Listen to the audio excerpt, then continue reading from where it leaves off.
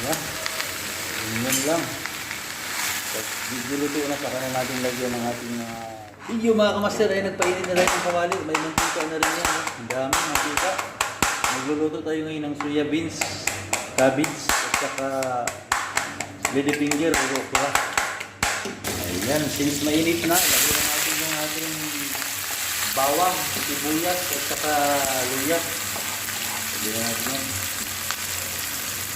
Isa-isa lang natin yan.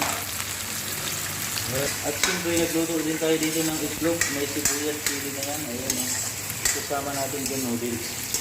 Ganyan ang ulam ng mga OFW. Huwag saan mo kakain, hindi na pili-pili ng ulam. Okay, lagay na natin yung ating lady finger or ang ating okra. Yan, marami-rami yan. 1 kilo yan.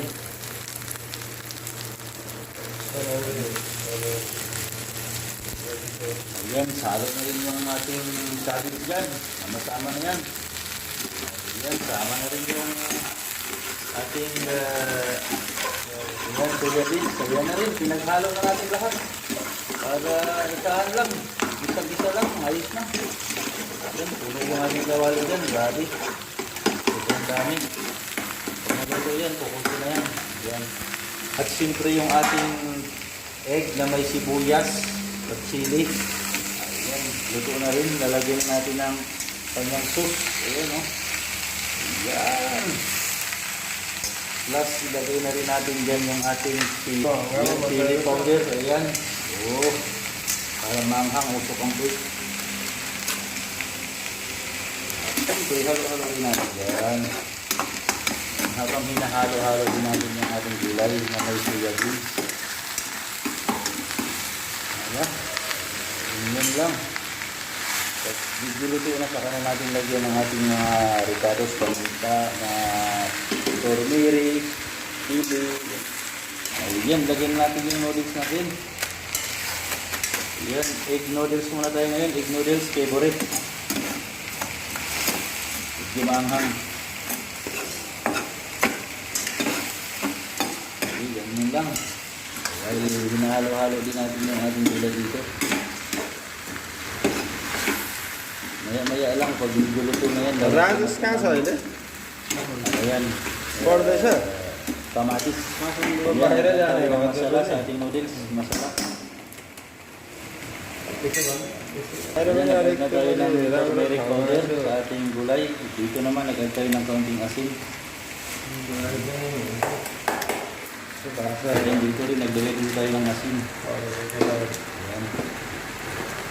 At siyempre, halo-haloin na natin.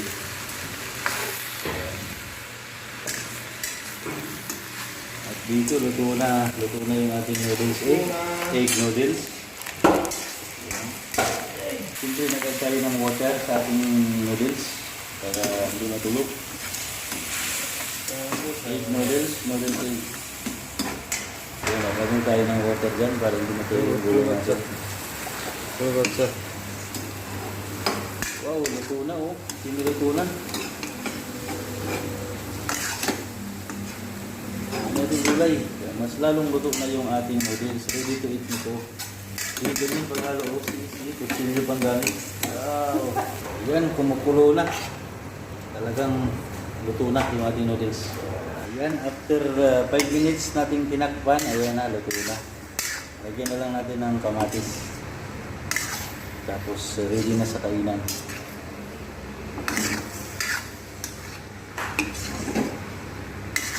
Ayan na, ayan na yung ating kamatis. Dahil luto na yung ating gulay.